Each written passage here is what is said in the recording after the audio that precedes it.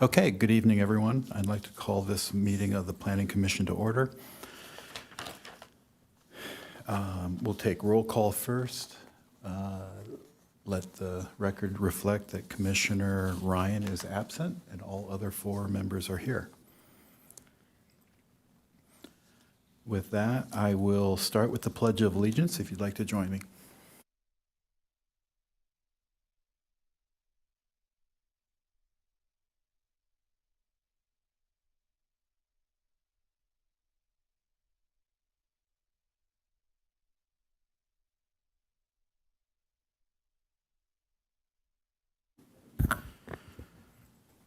Okay, we'll start tonight with oral communications.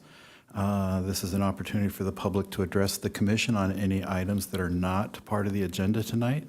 Are there any speaker slips? We have no oral communications. Okay. Seeing none, we'll move on to changes to the agenda. Are there any changes from the commissioners?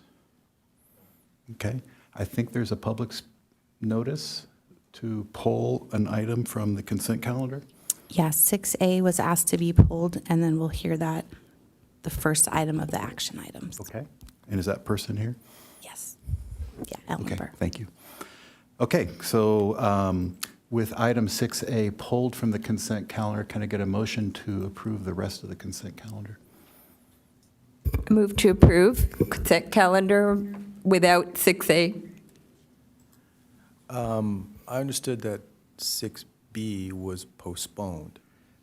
It's on our consent calendar to postpone. Oh, excuse me. Yes. Then I'll second the motion. Okay, thank you. I have a first and a second. Can I call the vote?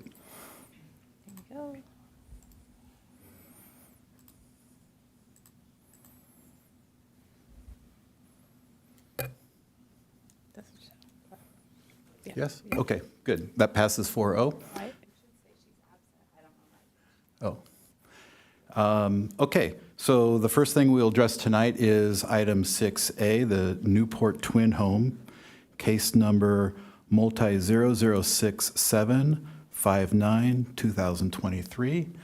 I think in the interest of efficiency, we would start with the person who's pulled the item. Maybe we could hear from you why you pulled it, and then we'll proceed with a staff report and the rest that if the commission needs to hear all that. Okay. Okay, then we'll move on.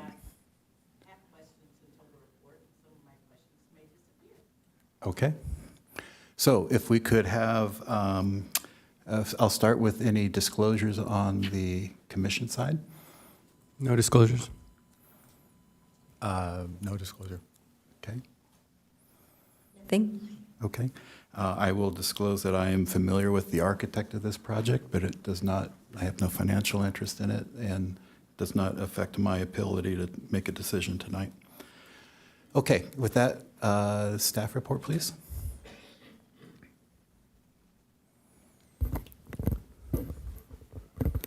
Good evening, Chair, Commissioners, members of the public. Kaipo Kaninau, Assistant Planner.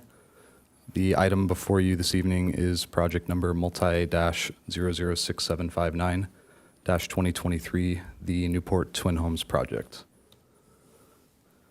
The project site, outlined in yellow, is located at 2488 Newport Avenue within the R11 zone. The subject property is located in the Cardiff community within the Coastal Commission's appeal jurisdiction of the coastal zone. The applicant requests a design review permit and coastal development permit for the demolition of an existing single-family residence and garage and the construction of a new two-story twin home. Each residence is proposed to be 1,279 square feet with a 502 square foot attached garage and 836 square foot accessory dwelling unit.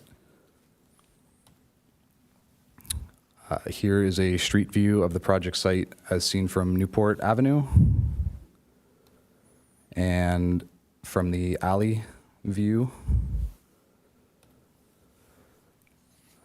here's a site plan for the project.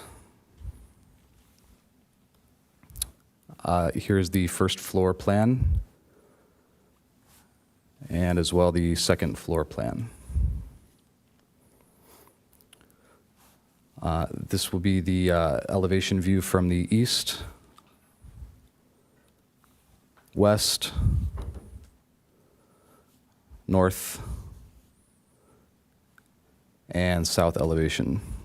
The project utilizes a flat roof and meets the 22-foot height limitation as measured from the lower of existing or proposed grade on all sides of the proposed structure. The applicant held a citizens participation program meeting on March 9th, 2024.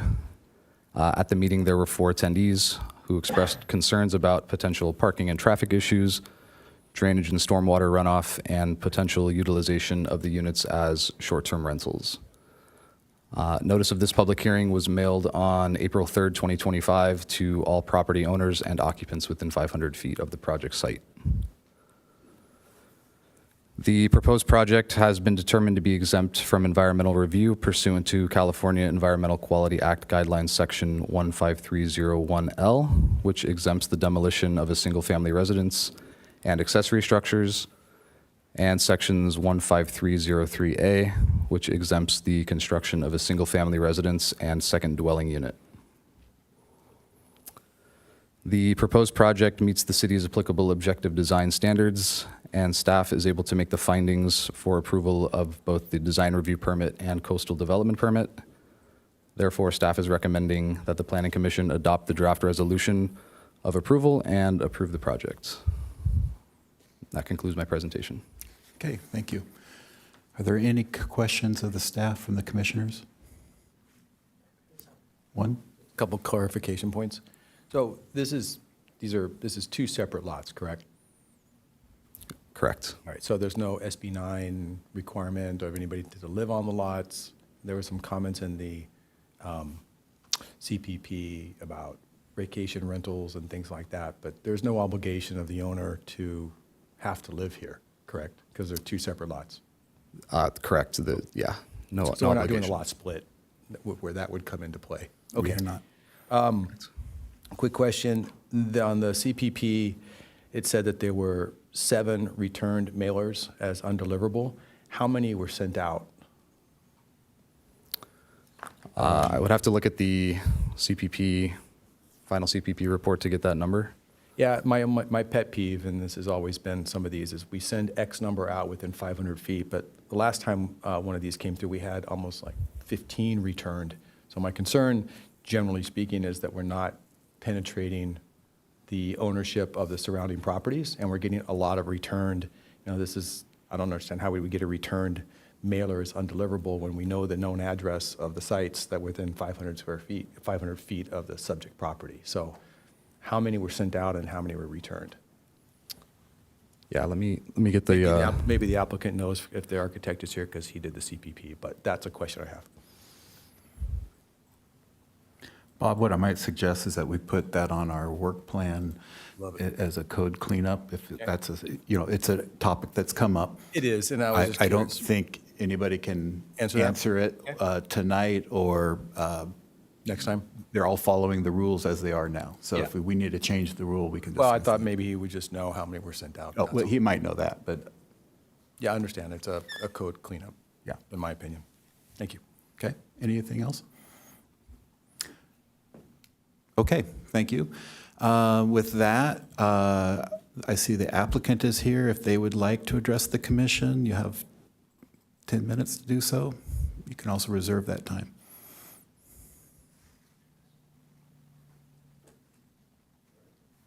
Good afternoon, Planning Commission. My name is Brett Farrow. I'm the architect and applicant for the project. I'm here to answer any questions you may have regarding the project, and one of them was about the CPP notices. Part of this, to answer your question, I don't know how many, it's several hundred, like 245, I guess, But we're also we're the second set of homes in from the ocean. So with that, there's a lot less population because, the ocean just kind of limits the quantity. But yeah, that's all I have. And if you have any other questions, please let me know. Okay, thank you. I would like to say thank you for submitting the color renderings. That was very helpful. Last time we didn't get those from someone, and it's helpful for us non-architects to see context. Yeah, absolutely. Okay, no other questions of the applicant? I will turn it over to the public? All right, Ellen, you're up.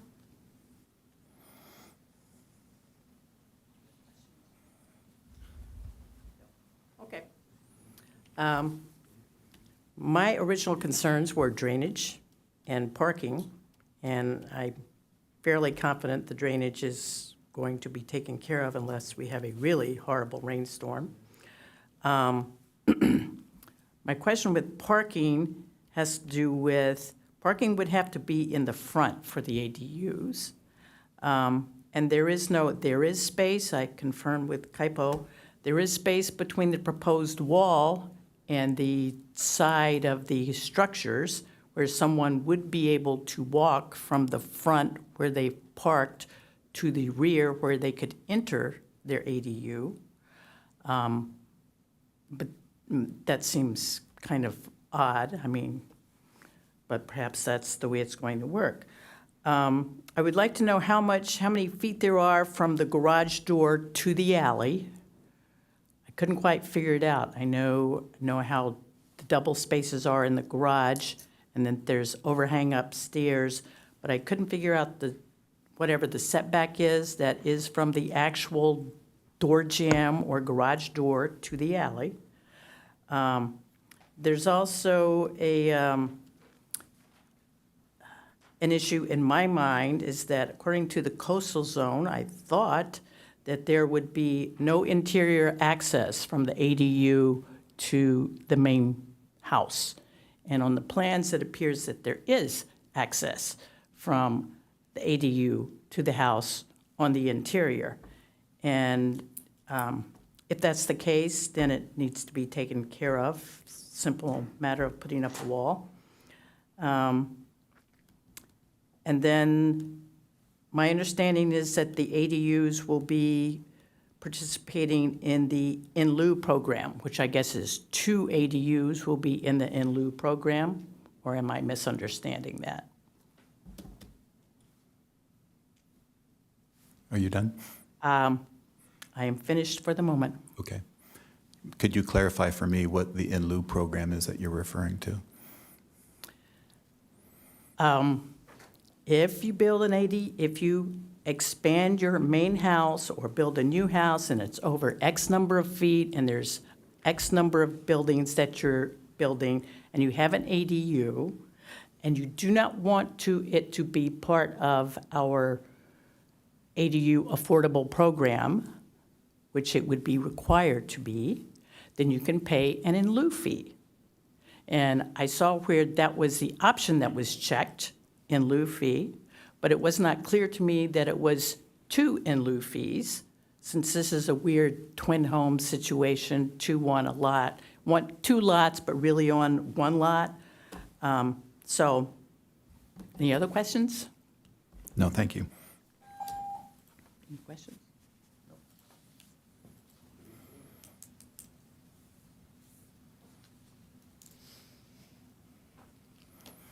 Okay. Are there any clarification or questions of the speaker from the commission? Okay. With that, I will close the public comment portion of this and open it up to commissioner deliberation. I made note of 4 concerns. The distance from the parking, or the garage to the rear alley, the ADU parking, where will they park, the interior access from the ADU to the house, and whether they're paying 2 in lieu fees instead of 1 in lieu fee. The concern for distance in the alley of parking, I think the building's allowed to be within 5 feet of the alley, if I'm not mistaken, but the second floor extends closer to the alley than any of the garages. I don't think there's any sort of setback issue there. I presume the issue is whether someone can park in the driveway or not. Does that provide any concern to members of the commission? I read that the setback was even greater than the code required. Maybe I'm reading the wrong. I think that was the side setback was going to be 15. Maybe the applicant can answer the question on the distance. I didn't see it on the plan. I to answer the, Okay, let's, Public maybe question. we'll reopen it and ask if the applicant would come up and answer some of these questions.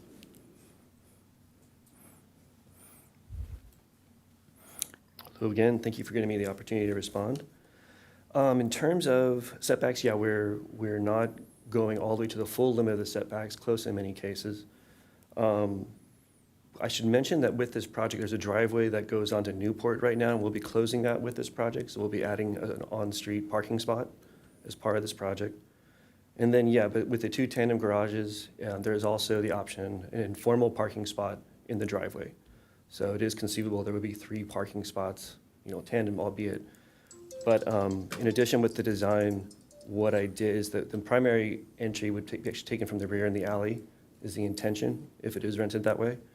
And I did design the entry to be large enough for someone to be able to park an e-bike. So I'm trying to also, factor in some of those little practical things that I think would help someone who lives here.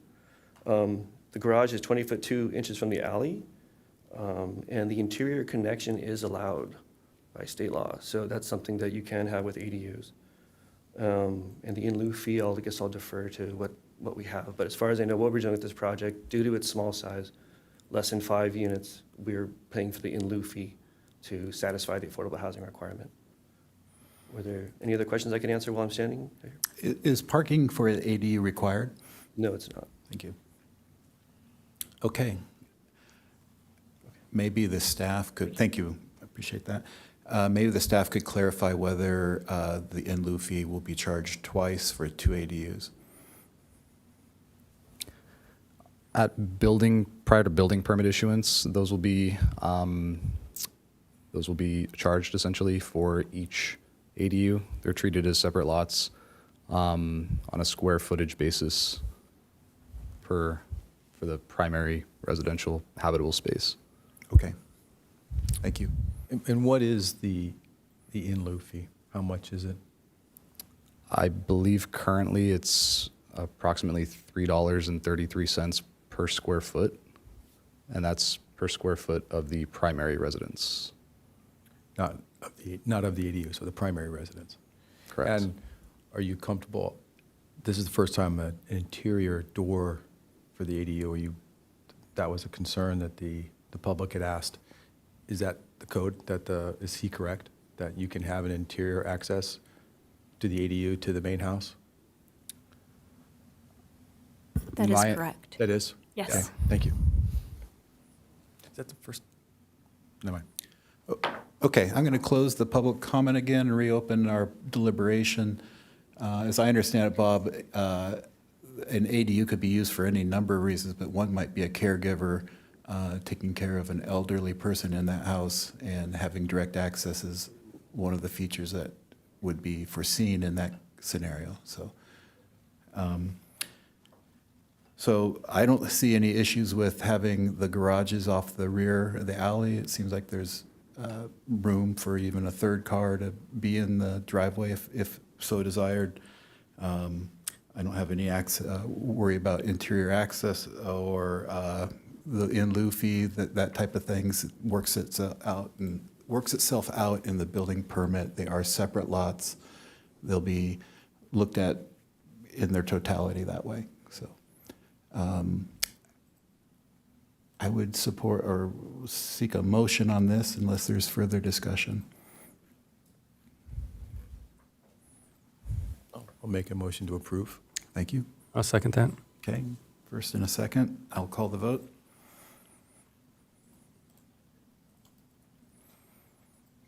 Okay, that passes 4-0 with Commissioner Ryan absent.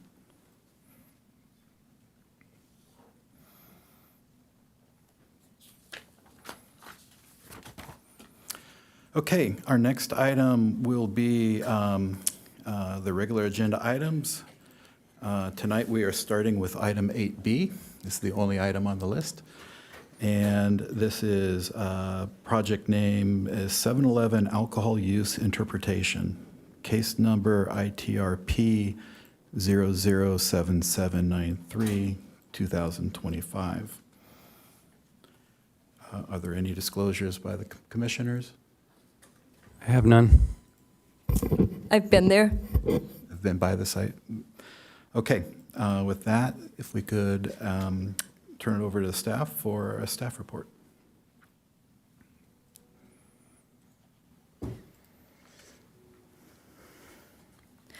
Good evening, Commissioners. My name is Fran Carr, Associate Planner. Today I will be presenting on item 8B, the 7-Eleven alcohol land use interpretation. The project site, outlined in yellow, is located at the corner of Mountain Vista Drive and Village Parkway. The site is located within the new Encinitas community, within the planned development known as Village Park. The project site is also located within the limited local commercial zoning district, referred herein as LLC. The project site is surrounded by residential uses on 3 sides, on the west, north, and south, and by commercial uses to the east.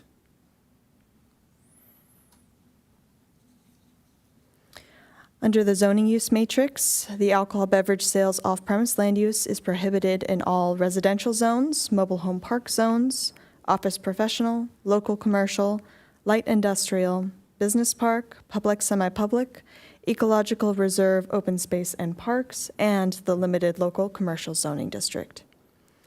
The land use is permitted with a minor use permit in the limited visitor serving commercial zone known as LVSC, and is permitted by right in the general commercial and visitor serving commercial zoning district. The alcohol beverage sales off-premise land use is explicitly prohibited in the LLC zone. The applicant is requesting a planning commission interpretation to allow the alcohol beverage sales off-premise as an accessory use to the existing commercial development. The applicant would like to add alcohol beverage sales off-premise to the existing commercial use as an accessory use, not to exceed 4% sales area and 7% gross sales, based upon the reasoning and characteristics in this and following slides. The applicant also requests the Planning Commission allow the use with the approval of a conditional use permit with conditions to regulate the use on the site. The applicant's request identifies an instance in which the City of Encinitas approved a development application for a design review, use permit, and coastal development permit for the Rite Aid development located at 4455 Manchester Avenue. The project approval includes a condition that limits the alcohol sale as a percentage of the total sales floor area and limits the alcohol sale as a specific percentage of gross sales of the Rite Aid. Alcohol beverage sales off-premise land use is not permitted within the local commercial zone. The applicant argues that the Rite Aid approval condition should be applied to the subject project site as an accessory use to the existing convenience store land use with the issuance of a conditional use permit. The conditional use permit process serves to impose special conditions of approval on the proposed projects where the use involves potential unique impacts on the project site and the surrounding area. However, the ability to request a use permit entitlement is limited to the development projects that are eligible to obtain a use permit. There are no provisions within the municipal code that allow for the issuance of a conditional use permit for alcohol beverage sales off-premise as a primary or accessory land use within the LLC zoning district.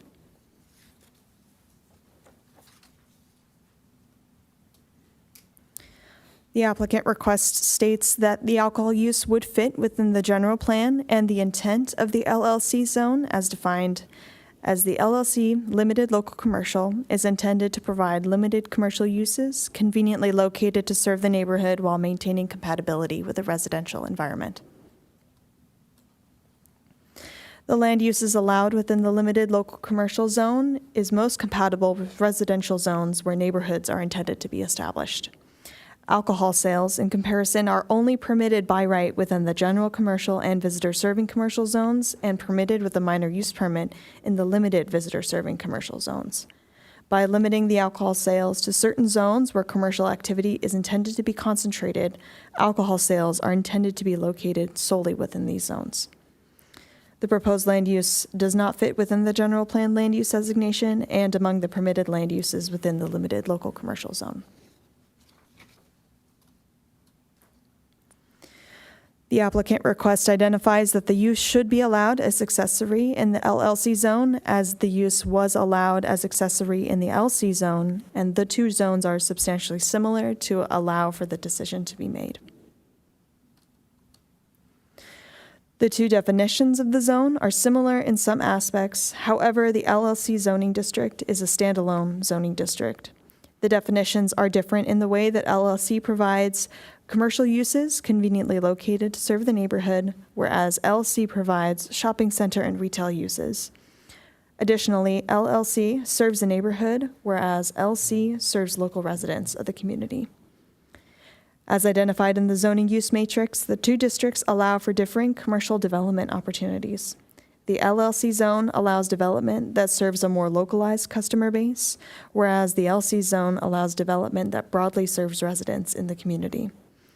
Additionally, the LC zone allows more varied and intense commercial uses than the LLC zone. Therefore, they are not similar enough to warrant an interpretation that conflates the two zones. The applicant request states that the convenience store is expected by members of the public to sell alcoholic beverages.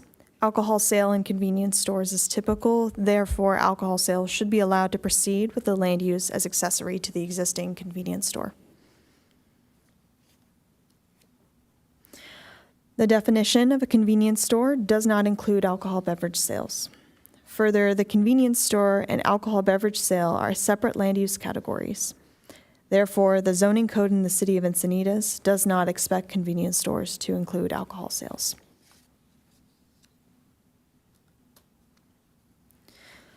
The interpretation request is publicly noticed on April 4th, 2025. 5 comments were received in opposition to the alcohol use, and concerns were related to safety, noise, and traffic. 1 comment was received in support of adding the alcohol use. The Planning Commission interpretation has been determined to be exempt from environmental review pursuant to CEQA Guidelines Section 15060C3, as the activity is not a project as defined in Section 15378. In closing, staff recommends the Planning Commission adopt the draft resolution determining that the alcohol beverage sales off-premise land use cannot be considered an accessory use to the primary retail use in the limited local commercial zone for the property located at 1988 Village Parkway. This concludes my presentation. I'm available for any questions. Okay, thank you, Fran.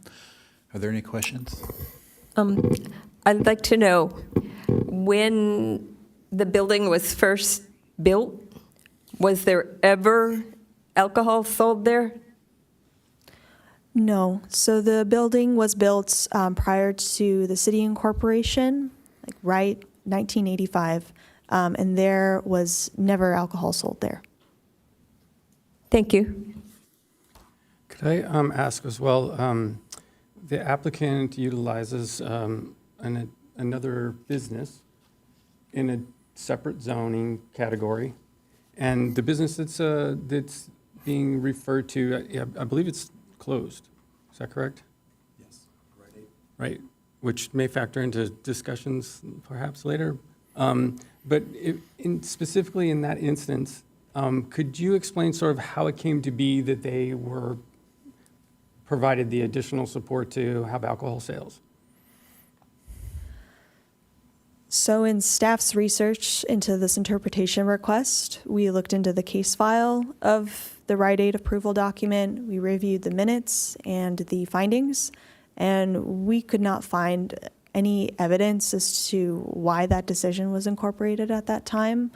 There wasn't any reasoning or discussion related to the municipal code allowances within that approval. Additionally, since we have a variety of businesses that are similar, what kind of a term do we call that type of business? Is it a convenience store? Yes, it's a convenience store land use. So that Rite Aid was a convenience store.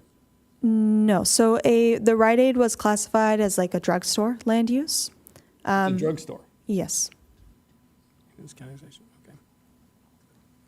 I'll yield for now. Okay, thank you. Susan, anything?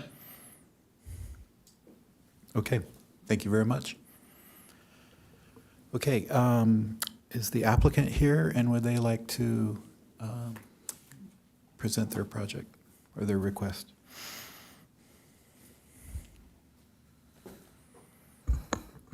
Hi, good evening. I'm Bruce Evans. I represent 7-Eleven. I have with me tonight Lucky and Raja Sani. They're the franchisees for this store.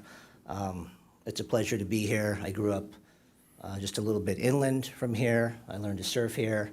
I've had an addiction to VG's Donuts for about 40 years, and I stop in Encinitas as often as I can. When I started working on this case, I thought it was pretty straightforward. I thought this was a modest request, given how the city had interpreted the zoning code in the past, and that's the Rite Aid case that you mentioned, Commissioner Whitaker. We're not asking the city to do anything different than what this Planning Commission did in 2006. There's a threshold question that's called out on page 4 of the staff report that I'd like to go back to and address because I think it's important. Page 4 of the staff report says very clearly, because alcohol is not a permitted use in the limited local commercial zone, or you can characterize it as a prohibited use. It says, quote, alcohol sales cannot be allowed as an accessory use.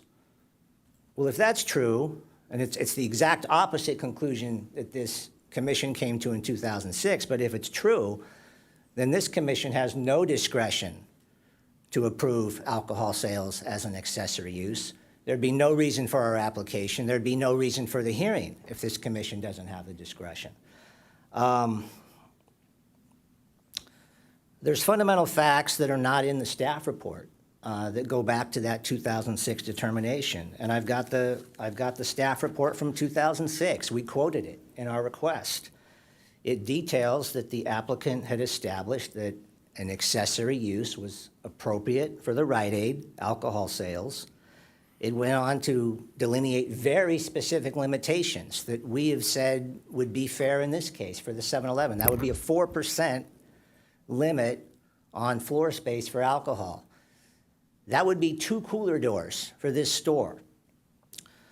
And what I think is most important to point out is that the alcohol sales are identified exactly the same in the zoning code for the limited commercial use that the city approved as an accessory use and the limited local commercial use. There's no difference. So clearly the city has discretion to approve alcohol sales as an accessory use, whether that be in limited commercial or limited local commercial. You have the discretion. I think the staff report went astray on that issue to suggest that you don't. We think it's an appropriate exercise of your discretion. If there are other limitations that the city would like to put on it as an accessory use, we would be agreeable to that. So from our perspective, this case, I think, is about, is there one set of rules and one interpretation from the city, or are there different rules for different businesses? There should be one rule. If the facts are the same and the zoning code identifies alcohol sales as the same for both zones, then the result should be the same. The interpretation should be the same. Certainly subject to input and other conditions as an accessory use, but clearly you have the discretion. I think the staff report mischaracterized that issue. I think it's wrong legally. So we're asking for consistency, and we're asking for your consideration for, again, what we think is a very modest request to meet the convenience needs of the local customer base in that neighborhood. And I'm happy to answer any questions. Okay, thank you. I have a quick question. So in your opinion, the Planning Commission has the discretion to allow alcohol use in any zone where it's prohibited? I mean, there's numerous zones in that chart that say prohibited. By your law, or your argument would say that we have the discretion to allow alcohol in any one of those zones? You have the discretion to permit alcohol sales as an accessory use, not as a primary use, but as an accessory use, which is not just my opinion, it's the opinion of past planning staff and this commission as how it's already exercised that discretion. So it's not a blanket approval, certainly, that you have the discretion just to approve any number of uses depending on the zone, but there is a definition of accessory use in the zoning code, which basically says incidental to the primary use, and you do have the discretion to approve other uses if they are accessory. And we think we've met that threshold here, consistent with the Planning Commission's reasoning and limitations that they set on the Rite Aid, which was a limit of 4% floor space and then a limit on the gross sales of alcohol. And there could be other limitations that you'd set, but yes, you clearly have the discretion. Okay, thank you. Are there any other questions of the applicant? Seeing, What are the current hours of the store? Store hours are 24 hours. 24 hours. And alcohol sales under the proposed will be what? Well, 24 hours? We never got that far, but the state default for alcohol hours would be 6 a.m. to 2 a.m., but we would be agreeable to whatever hours restriction is appropriate, deemed by the commission and staff. And I think it would be appropriate to limit the alcohol sales at this store to something less than the state default, because it is in a neighborhood. Do you remember from the staff report in '06, since you read it, was there a limitation on the hours of service or hours of alcohol sales? I know the store closed at 9, so it's not there anymore, to your point. But do you recall if there were anything at that time? Restriction of hours? There was no limit on there was no specific limit on the alcohol sales hours in the Rite Aid case, no. Thank you. okay, thank you very much. Thank you. Okay, are there any public speakers on this? We have no speakers. Okay. Then I will close the public, I'd like to say something. okay, you have about 3 minutes left on your time. My name is Raja Saini, and that's my brother, Lucky Saini. And we've taken over this store since October of 2021. And I'm sure, I know Susan said that she's been in the store. I don't know if anybody else has been in the store, but that store before us has had some issues, but with the cleanliness and making the curb appeal of the neighborhood. But we've gone in there and we've cleaned up almost everything. We have great staff in there. We have responsible franchisees that will run a clean store, knowing that it is in a neighborhood and involves neighborhood people coming in there. Safety, we plan on running it that way, and we don't plan on leaving that store. We're here for the long run. We're here. This is our livelihood. This is what we do. We're not here to just be here for a year. We're here as long as we can stay. So in order for us to do that, I feel like having a convenience store, we do need that alcohol sale for our sales. Saying that, it would reduce traffic. People have to drive further right now to go get alcohol. People have to go away. Being in the neighborhood, being closer would reduce traffic, would reduce noise. It would be a great addition to the neighborhood. I think people would agree as well. So that's all I want to say about it. So I would really appreciate if you guys take that into consideration. Okay. Thank you for very comments. much. All right, I'm going to close the public comment portion and open it up to commissioner deliberation. And I'll be happy to lead off. So the Rite Aid was not an enlargement of use because it was brand new at the time it was built, and it was in a completely different zone. Now, zoning is something that the city determined in 1986 when we incorporated. So that's, to me, a pretty close case, that it's prohibited in that zone. They knew it when they acquired the business, it wasn't a big surprise. So I believe we can't really just start allowing exceptions to our zoning code. It's unfair to others. And while that location has a lot of youth who go there, my 14-year-old rides his bike over there without me. So it's an after-school hangout for that neighborhood. It doesn't seem like a good idea to make an exception, so I can't support making an exception. Okay, thank you. Brent? It seems to me like we have made exceptions. And so I'm having a hard time differentiating what we have done and the fairness of, opening up to considering doing that for another one. Okay. They found one exception in the city for a project that was not in the same zone, right? They're two different zones. They sound very similar in their naming, but they are different zones.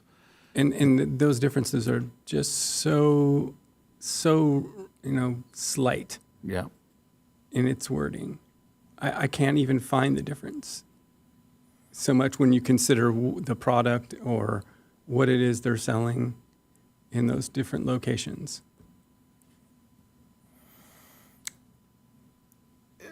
Admittedly, they are slight, I suspect that we have this limited local commercial because these things were grandfathered in under the county, right? And they were built in an area that maybe we wouldn't have allowed if we were building the city from scratch.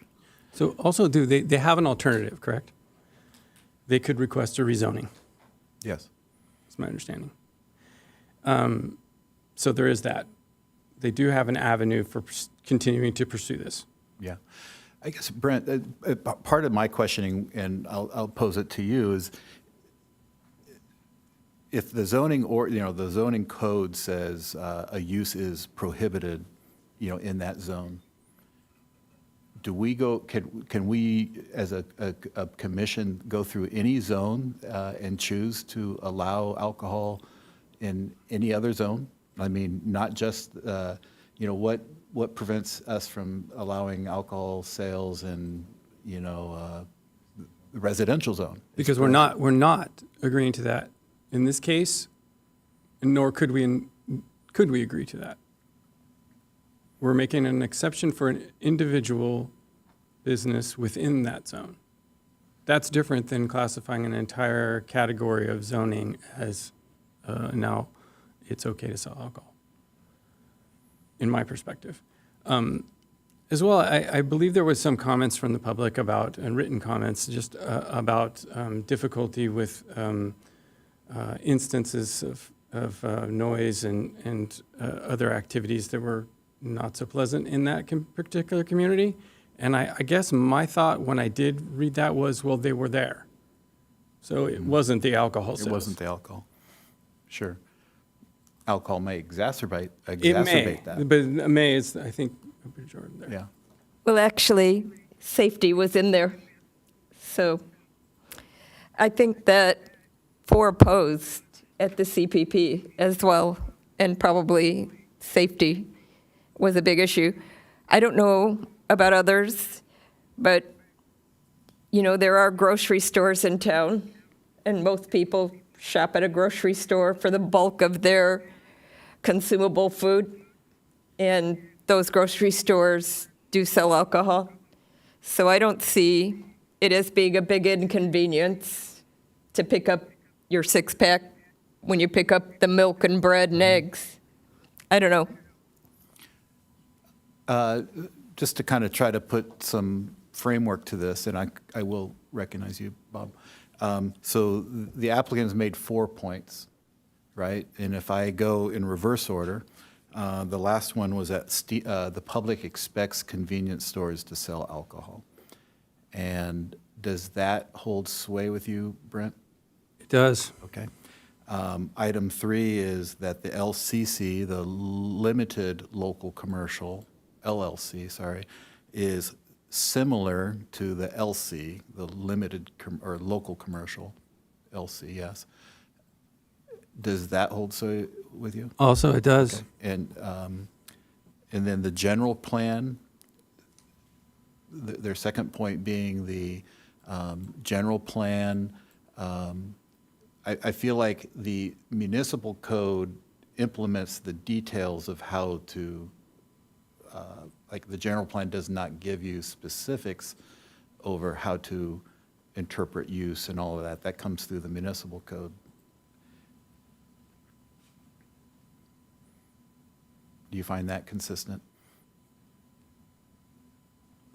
Say again. Do you find their request consistent with the general plan?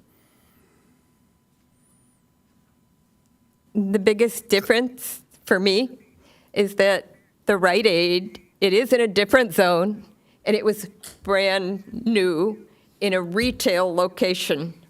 So Yeah. it's different. It isn't totally surrounded by residential. It's It is. surrounded by other shops. I disagree. There are people within walking distance of that Rite Aid.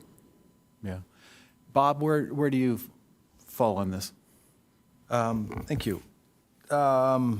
With regard to the Rite Aid, there's a Harvest Ranch across the street that sells alcohol, beer and wine, and hard alcohol. Meritage Wine Market's across the street in the Harvest Ranch Shopping Center selling alcohol. And then the 7-Eleven across the street on the other corner sells beer and I think probably wine. I think it does. So beer and wine sales. So with when the Rite Aid came in, there were multiple avenues to acquire alcohol at that location. So I wasn't in '06 on the commission, but it seems because it was much more of a commercial, yes, I agree that there's people within a walking distance of that intersection, and there'll be a lot more here pretty soon when that project gets finished off. That would probably benefit. So I can see how maybe there was an exception at the time because there was already existing uses and they didn't want to, I guess, burden the Rite Aid for not having the same ability that people across the street had. I think this is a little different. This is in a square residential community. So maybe at the time that they approved that Rite Aid, it was consistent use with the other 3 corners of that location. A 24/7 operation like the current 7-Eleven in a neighborhood is one issue. Selling alcohol 24/7, I understand, thank you for the attorney for pointing out that it's 6 a.m. to 2 a.m. under state law, and we can adjust that if we decide to approve so.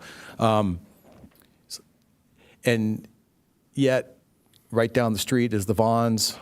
That's not too far away, I think, across El Camino Real. So you can buy alcohol, I think, and they go till midnight.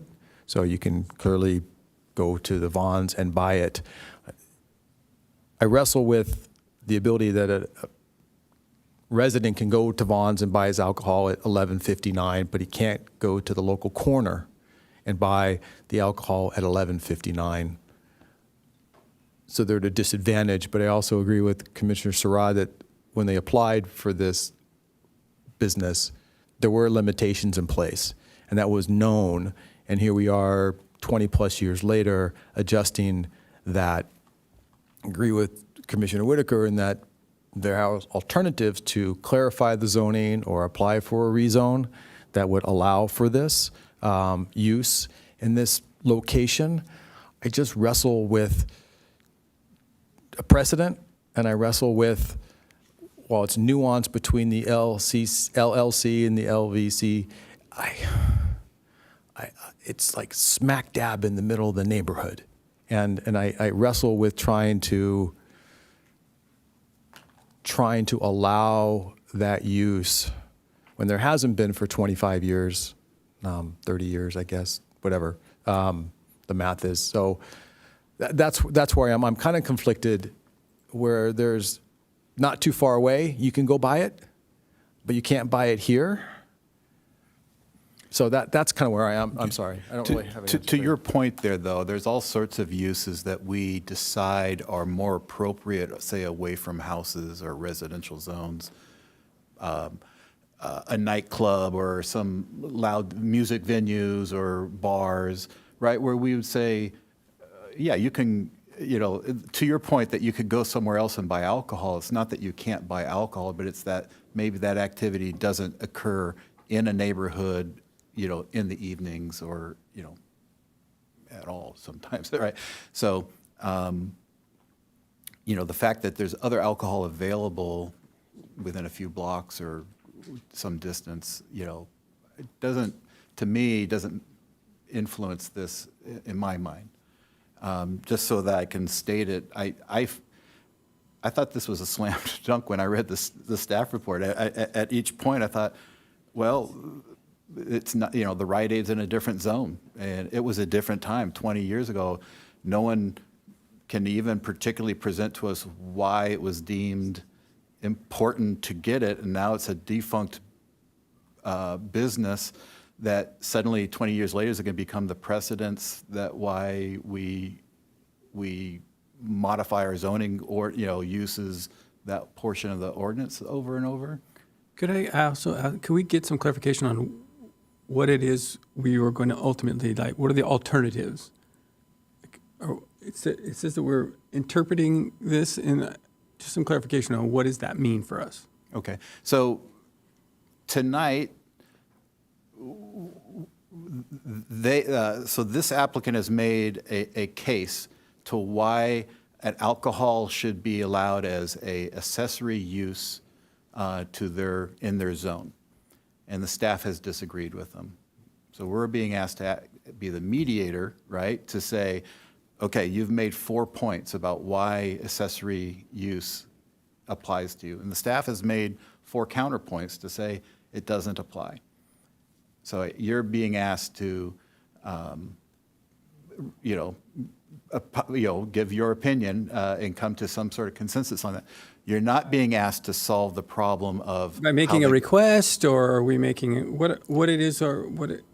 The resolution basically will say something, is something to the effect, we either, if we support the staff, we say we support the staff, and we do not interpret that alcohol use is an accessory use within the limited local commercial zone.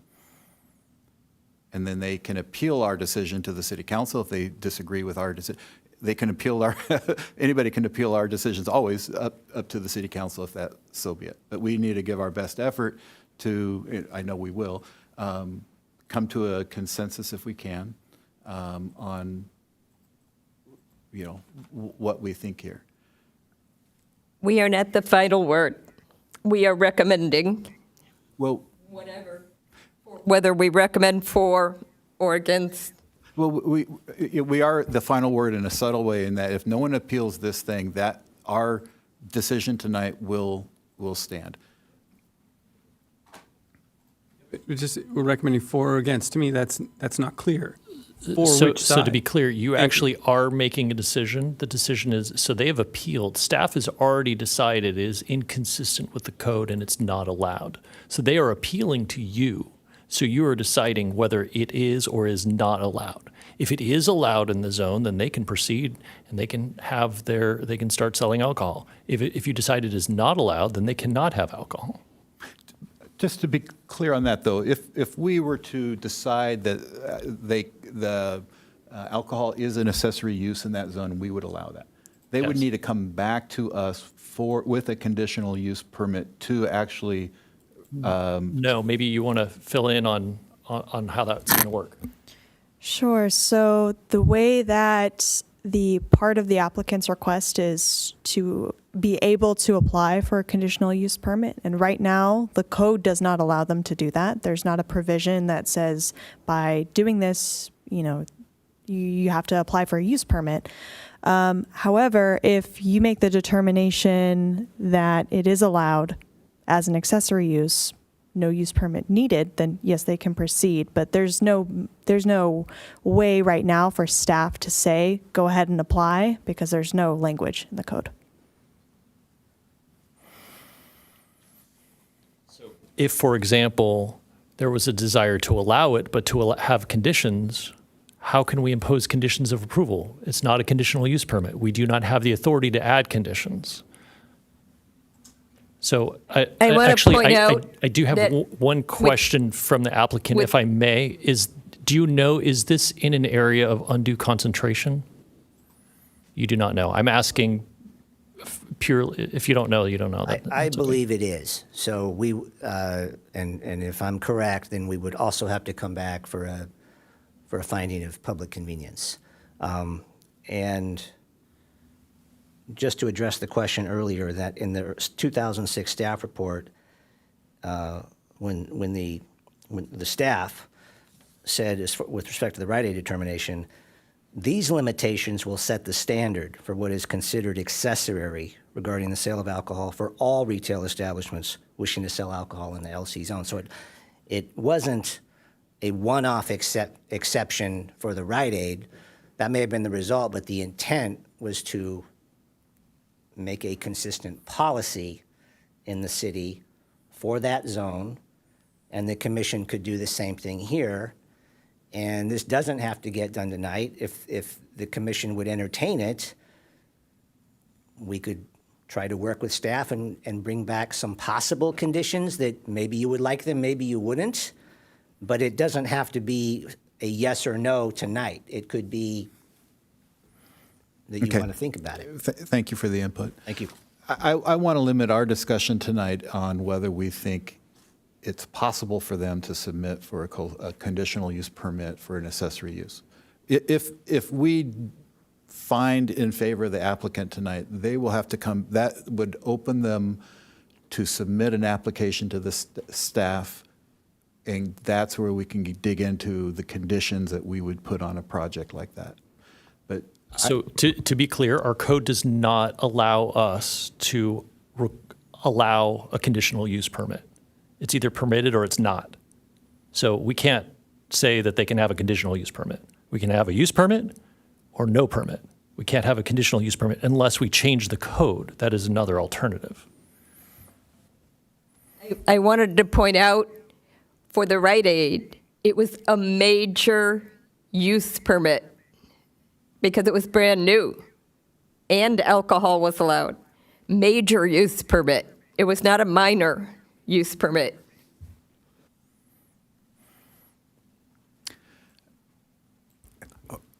I'm sorry to ask the same question again, but the Rite Aid was in the LC zone. We are talking about a property that's in the LLC zone. Correct, yes. And the applicant is asking us to use the LC zone application in the LLC zone. I believe so, Okay. yes. All right.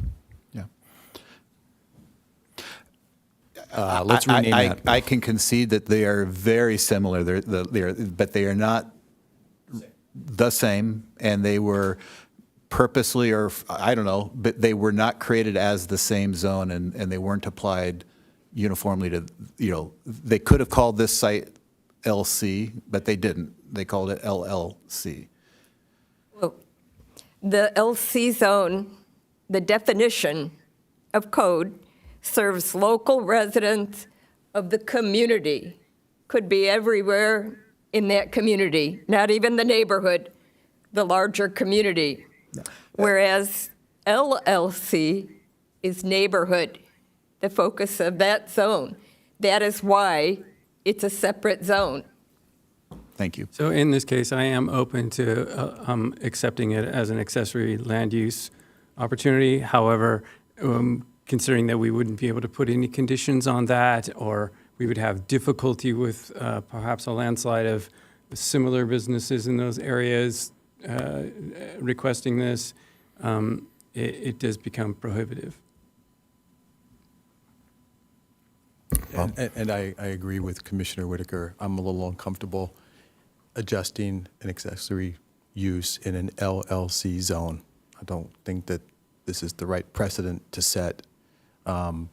If a zone change and maybe the world has changed since the project was built in the 80s and the world around it then maybe that should be a spot zone situation. But I'm comfortable with a precedent-setting decision. Okay. It sounds like we are coalescing around some sort of consensus. Susan, would you want to make a motion? The resolution in front of us is to deny, and I move that we support the resolution and deny. I'll second that motion. Okay. Seeing a motion and a second, I'll call the vote.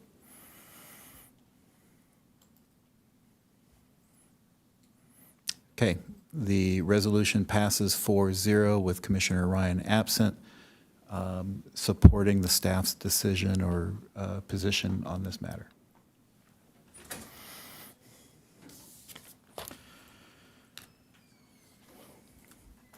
Okay, we are going to move on to future agenda items added by planning commissioners. Are there any future agenda items?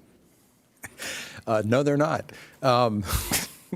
Anna's departure, we were working with her on trying to clean up the ad hoc committee's report, and there was some wordsmithing that just needed to get done that wasn't done. And hopefully we'll bring that back in a timely manner for the next commission meeting. Okay, thank you. I'm never quite sure what the difference between future agenda items and then planning commission reports. I guess your item was a report, but your reference to it is a future agenda item. So there are no planning commission reports. Our report would be, Yeah. we're working on it. Yeah, okay. Thank you for that report. Secretary reports? None for the secretary tonight. Okay. I would like to welcome Katie as her first evening as secretary to the Planning Commission. Good luck. Thank you. Just filling in intermittently, so. Okay. And with no other business to handle, I will adjourn the meeting until the next regular Planning Commission meeting on May 1st.